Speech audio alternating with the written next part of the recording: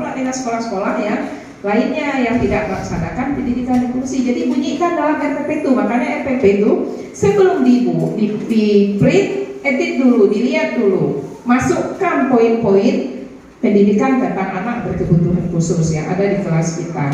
Ini harapan Ibu. Karena semakin ke depan kita akan semakin disenter tentang pendidikan inklusi. Karena memang satu-satunya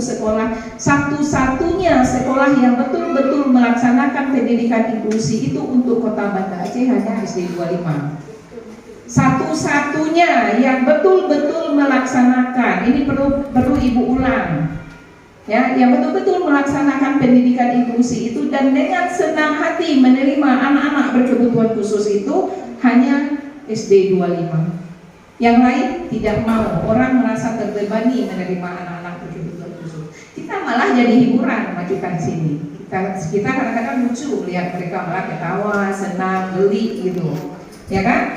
Jadi tradisi ini perlu kita tingkatkan, kita perdalam sehingga kita memang betul-betul lah menjadi sekolah contoh, sekolah pilot project untuk pendidikan inklusi. Dengan salah satunya membunyikan di dalam RPP Bapak Ibu tentang pendidikan inklusi. Bunyikan di dalam RPP itu di poin mana Ibu Bapak indikatornya masukkan di situ.